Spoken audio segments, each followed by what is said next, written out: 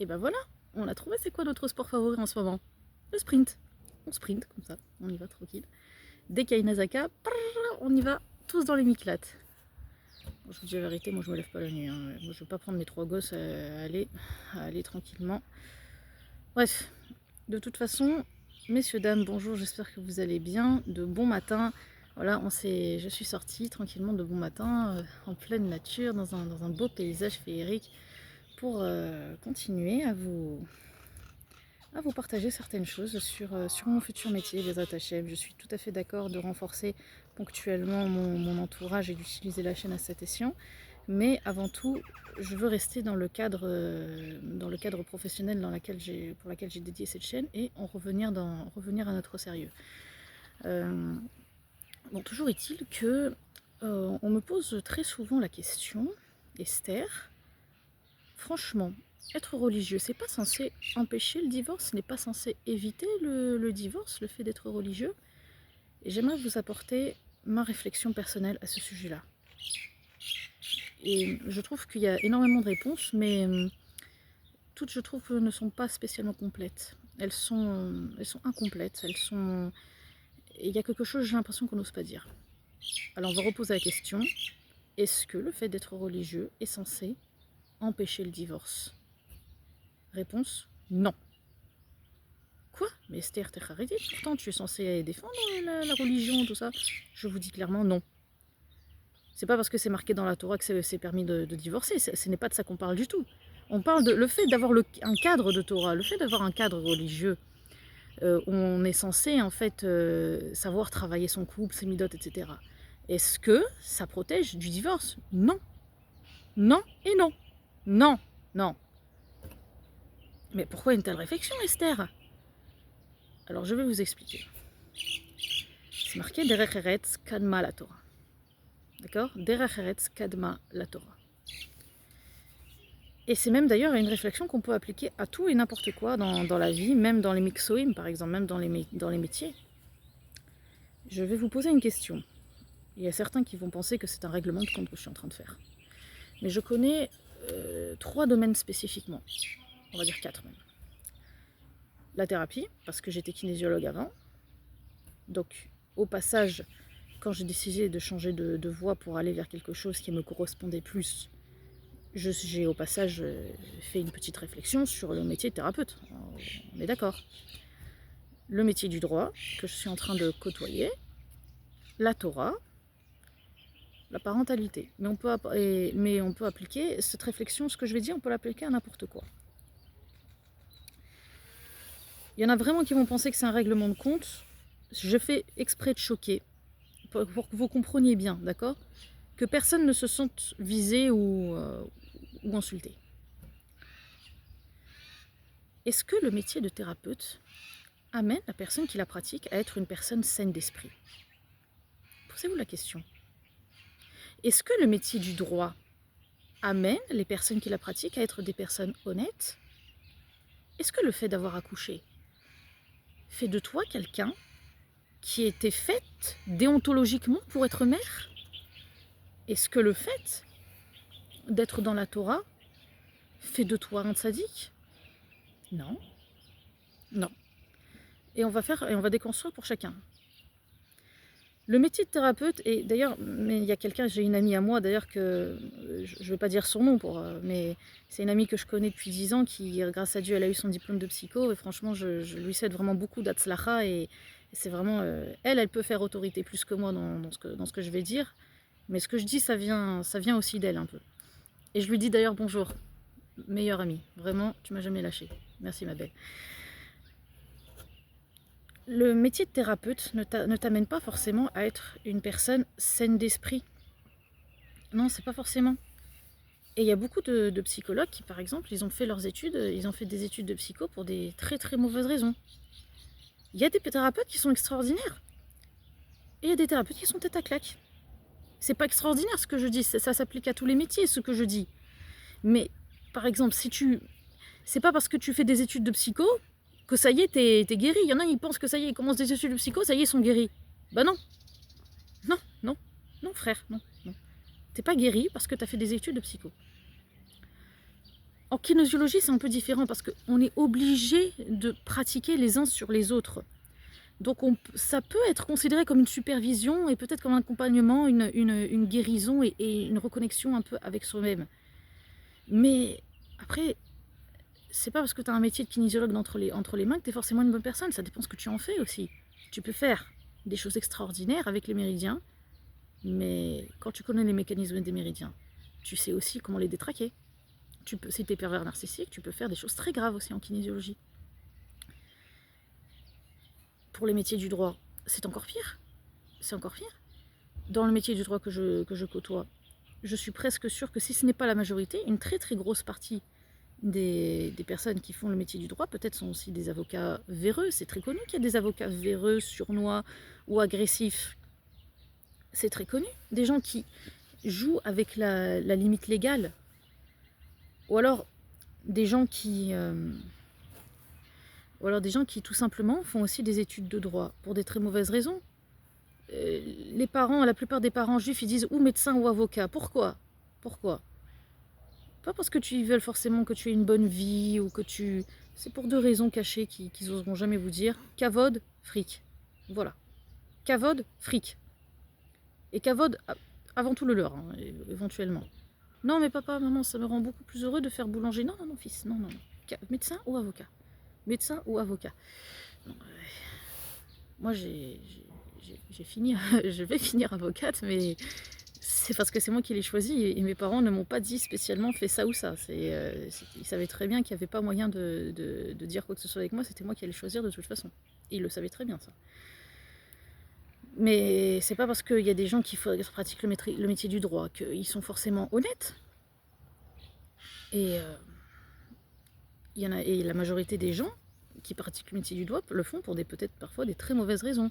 Je connais pas beaucoup de jeunes qui rentrent en droit par vocation. Les gens qui rentrent en droit plus tard, c'est possible que ce soit fait par vocation. Mais quand tu es jeune, tu sais pas quoi faire, j'ai du mal à croire que c'est par vraie vocation. Preuve en est que je côtoie beaucoup d'anciens avocats qui ne pratiquent pas leur métier. Tout simplement, qui ne pratiquent pas leur métier. Médecin, c'est pareil, c'est pas parce que tu es médecin que forcément tu es déontologiquement fait pour être médecin.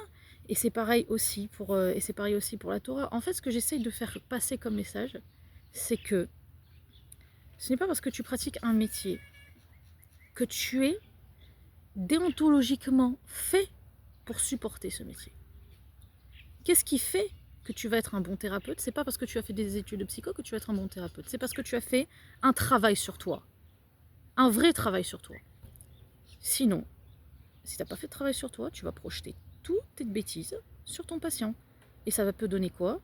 Des psychiatres misogynes, par exemple, qui peuvent vous dire des très graves bêtises, comme par exemple, oui, mais vous savez, vous êtes une femme, vous ne savez pas être soumise à un homme, etc. Attention, frère, hein, tu sais ce que tu peux mettre dans la tête des gens, tu risques de faire des catastrophes. J'ai vu ça de mes yeux, ça existe. Le fait que tu fais des études de droit ne te rendra pas honnête. C'est le travail sur toi-même qui te rendra une personne honnête et droite. Le fait que tu deviens parent, c'est sûr que sur le papier tu es parent, mais ça ne fait pas de toi quelqu'un qui aurait dû être parent. Il y a beaucoup de femmes, elles n'auraient pas dû être mères. C'est le travail personnel qui fait que tu es capable de supporter une famille et que tu es capable d'assumer la responsabilité lourde d'être un parent, d'assumer la responsabilité lourde d'être marié. C'est ton travail personnel. Et c'est pareil pour la Torah. C'est pareil pour la Torah, c'est là où je veux revenir. Des Dayan tête à claque, ça existe. Des Rabbanim remplis d'orgueil, ça existe. Parce que le monde de la Torah, c'est pas un monde parfait, c'est aussi un monde d'êtres humains. C'est un monde où on est beaucoup plus pointé que les autres parce qu'on attend de nous beaucoup plus. Donc nos défauts ressortent beaucoup plus. Moi j'ai l'habitude de dire pour la blague, pourquoi les Haredim s'habillent en noir et blanc? Parce qu'on est et noir et blanc. Voilà, c'est tout, je l'ai dit, voilà, c'est comme ça, parce qu'on est et noir et blanc. C'est parce que nous sommes des êtres humains avec notre côté lumineux et notre côté un peu moins lumineux, notre côté sombre. Ce que je veux dire par là, c'est que non, la Torah ne va pas t'empêcher de divorcer. Pourquoi? Parce que c'est ton travail personnel qui fait que tu seras une personne capable d'être mariée, peu importe si tu es dans la Torah ou non. Pourquoi la Torah est censée empêcher, enfin, est censée éviter le plus possible ce genre de problème? Parce que la Torah attend de toi un travail personnel pour te trouver à travers elle. Sinon, si tu ne fais pas un travail personnel pour faire de ta Torah une Torah de vie et pour faire de ta Torah une Torah qui te structure, qui te fait vivre et que tu te trouves à travers elle, parce que nous avons tous un chélek dans la Torah spécifique. Si tu ne fais pas ce travail-là, ta Torah va être une Torah de mort et ça va être une Torah qui va te détruire. Combien de gens je connais qui sont rentrés dans la Torah, des balais tchouva, qui sont rentrés dans la Torah et qui sont tristes et qui sont malheureux parce que ils ne savent pas supporter la Torah comme il faut. Ils nous en ont fait un joug, mais un joug qui ne leur fait pas du bien finalement. Ils se rajoutent des khumrot et des khumrot. Ou alors ils ne savent pas faire le travail intrinsèque qui est nécessaire pour se trouver à travers la Torah. Comme par exemple, trouver ses propres émotions à travers la prière, trouver ses propres mots, vivre le Shabbat, le Onek Shabbat à sa façon. Il y a beaucoup de gens qui me posent la question, je commence à faire Teshuvah, je voudrais faire Shabbat, par quoi je commence? Moi je dis toujours, commence par Onek Shabbat. Commence par Onek Shabbat. Pas forcément la bouffe, mais commence à prendre plaisir de ce jour. À prendre plaisir de ce jour. Il y en a plein, ils pensent qu'Onet Shabbat, c'est tout le temps ou la dafina, ou la pkaïla, ou alors faire systématiquement de la viande et du poisson, etc. etc. Non, non, non, revenez à la halakha. Onet Shabbat, c'est ce qui nous fait plaisir à soi. C'est ce qui nous fait du bien. C'est ce qui nous fait du bien au niveau nafshi et au niveau goufani. C'est ça, Onek Shabbat. Par exemple, si voilà, un jour j'ai le plaisir d'être invité chez vous, mes internautes, et que vous allez me dire, voilà Esther, allez viens passer Shabbat chez nous. Là je dis, oh ok, super, avec plaisir. Moi j'adore côtoyer des nouvelles personnes. Moi je vous dis clairement, ne soyez pas vexés, je ne toucherai jamais à la dafina et à la pkaïla que vous allez me faire de bon cœur. Pourquoi? Parce que je ne suis pas une personne qui est faite pour supporter la viande en fait. Donc moi par exemple je supporte beaucoup mieux les plats asiatiques. Par exemple ça c'est mon Onek Shabbat. Pour Shabbat on fait beaucoup de plats asiatiques à la maison par exemple. Ça c'est très bien ça aussi. C'est pas interdit. C'est pas interdit du tout. Il faut savoir se trouver. Moi c'est quoi mon Onek Shabbat? Je vais vous dire c'est quoi? Moi c'est de chanter devant un beau paysage. Si je chante des nigunim devant un beau paysage pendant des heures, je suis là, je suis tranquille, je me sens bien avec Hachem comme ça. Mon Onek Shabbat c'est de jouer dans la rue au ballon avec mes enfants par exemple. Ça c'est ça aussi mon Onek Shabbat. Chacun doit se trouver, de se trouver en fait à travers la Torah. Si tu n'as pas fait le travail nécessaire pour prendre chaque injonction de la Torah et en faire un travail personnel d'épanouissement et de reconnexion à soi, ta Torah sera une Torah de mort déjà. Et en plus de ça, tu ne vas pas forcément en faire profiter ta famille et ton couple comme il le faut. Ça peut donner par exemple des religieux qui sont en dépression, des religieux en dicaon, des religieux schizophrènes, des religieux qui ont des très graves problèmes de caractère, ou des religieux pervers narcissiques par exemple, qui peuvent prendre la halakha, au nom de la halakha, te dire des vérités pour te faire du mal. Comme par exemple, ils peuvent dire à leur femme une vérité. Oui, une femme ne parle pas à un homme, tout simplement, c'est vrai. Ils peuvent exagérer ça en te disant, tu sais quoi, tu n'adresses même pas la parole au boulanger quand tu vas aller acheter le pain. Juste, tu le regardes même pas, tu lui demandes ça, tu lui montres et tu lui donnes juste l'argent et tu t'en vas et tu dis même pas au revoir. Ça veut dire même pas adresser un mot, ça veut dire au pied de la lettre, ça veut dire même pas adresser un mot. Pour les pervers narcissiques, par exemple. Donc c'est ça que je voulais vous partager. C'est-à-dire que ma réponse est non. Ce n'est pas parce que tu es dans le monde de la Torah que forcément ça va empêcher le divorce. Parce que moi, j'aide les gens à divorcer, mais surtout j'aide les femmes plutôt à défendre leurs droits, à obtenir leur guette le plus vite possible, à leur permettre de se remarier, à leur redonner vie, parce que retenir une femme, retenir le guette d'une femme, c'est lui arracher le droit de vivre. Ce sont des femmes qui sont invisibles dans la société, parce que tu leur enlèves tout droit à la vie. tu leur enlèves le droit à la famille, tu leur enlèves le droit aux enfants, tu leur enlèves le droit à l'amour, tu leur enlèves le droit à tout, et même au niveau spirituel, sa neshama n'a de nourriture de nulle part. De nulle part. Donc elle est complètement prisonnière, limite des forces du mal. C'est pour ça que quand tu es à Gouna, tu as du mal à te projeter dans l'avenir parfois. Ça peut arriver. Tu as du mal à te projeter. Donc non, la Torah n'empêche pas. C'est ton travail personnel qui va permettre que tu vas empêcher un divorce. Et c'est ton travail personnel qui va permettre que tu réussisses ton couple, que tu réussisses ton mariage, que tu réussisses à être un parent digne de ce nom, que tu réussisses à être un thérapeute digne de ce nom, que tu réussisses à être une Tohénet Rabbanit digne de ce nom.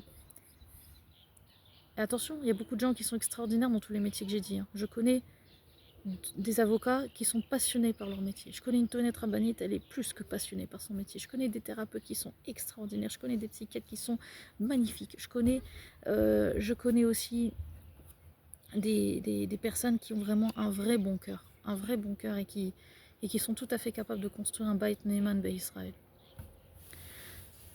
Mais ce sont quoi ces personnes? Ce sont des personnes qui ont fait un vrai travail sur elles-mêmes pour réussir à faire ça.